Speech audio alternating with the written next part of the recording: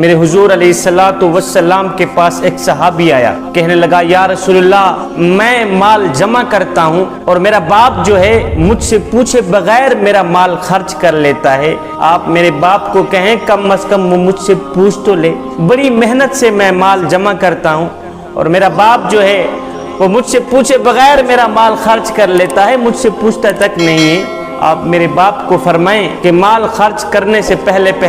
بیٹے سے پوچھ تو لیا کرے۔ میرے حضور علیہ الصلوۃ والسلام نے فرمایا اس کے باپ کو میرے سامنے لایا جائے، اس کے باپ کو میرے ہاں حاضر کیا جائے۔ ادھر سے جب باپ کو پتہ چلا کہ میرے بیٹے نے حضور کے آگے میری شکایت کی ہے، شکایت کا سن کر باپ نے اپنے دل میں دکھ اور رنج کے کچھ شعر پڑھے، کچھ اشعار پڑھے۔ اس کے باپ کو حضور علیہ الصلوۃ والسلام کے پاس لایا گیا۔ جب یہ باپ حاضر ہوا تو ادھر سے حضرت جبریل امین بھی آ گئے، کہنے لگے یا رسول اللہ فرماتا ہے کہ اس کے باپ کو کہو مقدمے کا فیصلہ بعد میں کریں گے، پہلے وہ اشعار سناؤ جو تم نے دل میں پڑھے ہیں۔ یہ کہتے ہی حضرت جبریل امین واپس چلے گئے۔ جب یہ باپ حضور علیہ الصلوۃ والسلام کی خدمت میں حاضر ہوا تو میرے حضور علیہ الصلوۃ والسلام نے فرمایا میاں تیرے مقدمے کا فیصلہ بعد میں کریں گے، پہلے وہ اشعار جو تو نے دل میں پڑھے ہیں وہ پہلے سنا، بعد میں تیرے مقدمے کا فیصلہ کیا جائے گا۔ ہے اب یہ شعر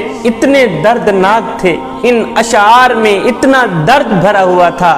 اتنا دکھ بھرا ہوا تھا۔ جب یہ شعر ختم ہوئے تو میرے حضور علیہ الصلوۃ والسلام کی آنکھیں چھم چھم برس رہی تھی،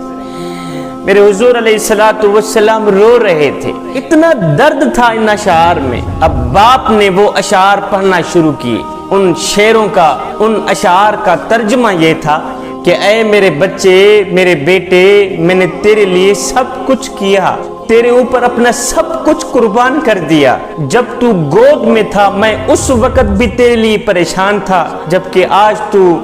جوان ہے میں آج بھی تیرے لیے پریشان ہوں۔ تو سوتا تھا ہم تیرے لیے جاگتے تھے، تو روتا تھا ہم تیرے لیے روتے تھے۔ بیٹے میں سارا دن تیرے لیے خاک چھانتا تھا، میں سارا دن کڑکتی دھوپ میں تیرے لیے روزی کماتا تھا، دن رات ایک کر کے نہ دن کو سوتا تھا نہ رات کو سوتا تھا، دن رات ایک کر کے میں تیرے لیے روٹی کا انتظام کیا کرتا تھا کہ مجھے ملے نہ ملے لیکن میرے بچے کو روٹی مل جائے، میرے بیٹے کے چہرے پر مسکراہٹ ہی نظر آئے، چاہے میرے آنسوؤں کے سمندر اکٹھے کیوں نہ ہو جائیں۔ بیٹے جب تو کبھی بیمار ہوتا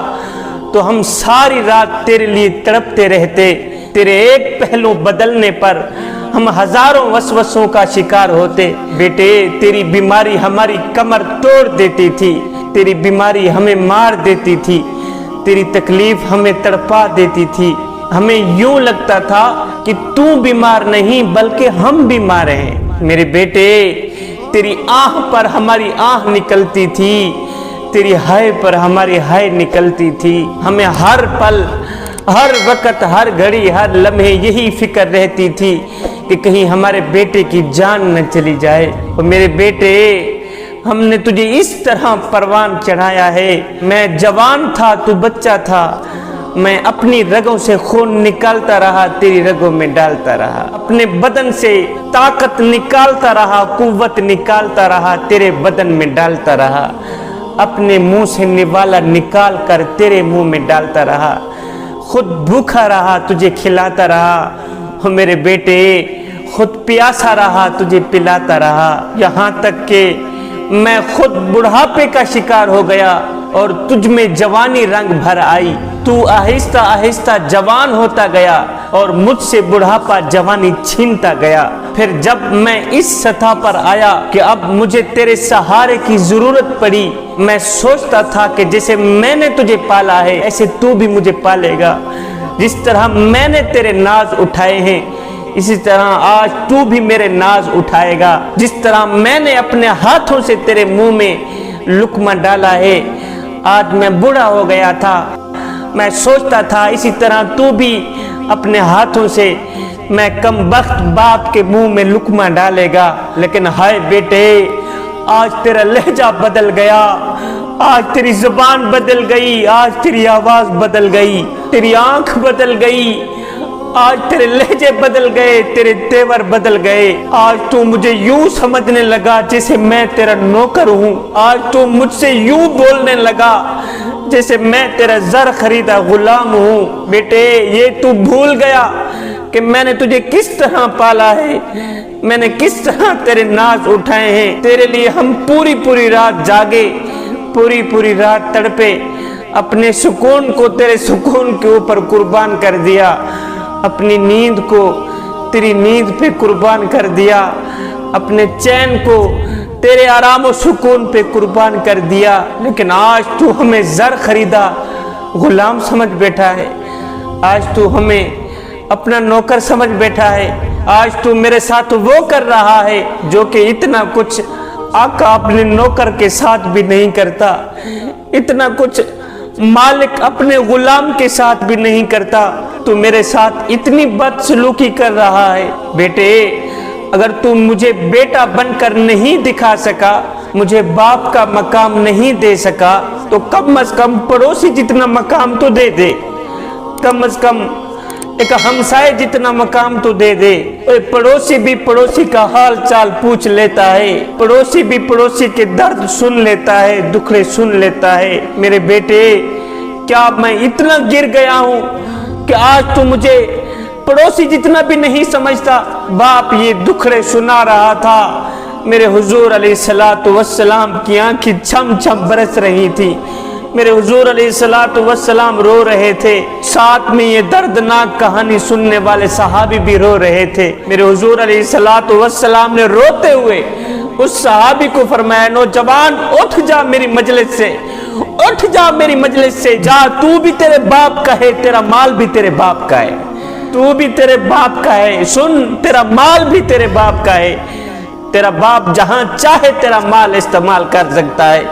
جہاں چاہے خرچ کر سکتا ہے۔ باپ کے دردناک اشعار نے لوگوں کا جگرہ پھاڑ دیا، کلیجہ پھاڑ دیا۔ جوانو میاں تم دوستوں کو تو اچھی طرح ملتے ہو، لیکن باپ کو دیکھ کر اپنا منہ کیوں پھیر لیتے ہو؟ باپ کو دیکھ کر اپنی راہیں کیوں بدل دیتے ہو؟ اس لیے کہ کہیں باپ کچھ مانگ نہ لے۔ سنو جوانو، پوری کائنات تمہیں گرانا چاہتی ہے، ساری کائنات تمہیں گرانا چاہتی ہے، لیکن آج بھی جو تمہیں سب سے اونچا دیکھنا چاہتا ہے وہ کوئی اور نہیں ہے، وہ تمہارا باپ ہے۔ اللہ ہو، جو سب سے اونچے مقام پہ دیکھنا چاہتا ہے تمہیں، وہ تمہارا بڑا باپ ہے جسے تم دیکھنا بھی گوارا نہیں کرتے۔ ایک دن میرے حضور علیہ السلام مسجد میں آئے، میرے حضور علیہ السلام کی آنکھیں چھم چھم برس رہی تھی، میرے حضور علیہ السلام روتے ہوئے آئے۔ صحابہ نے دیکھا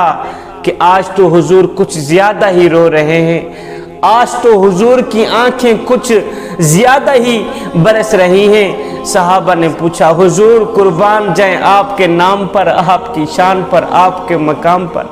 خیر تو ہے آج کس بات نے آپ کو اتنا رلا دیا ہے،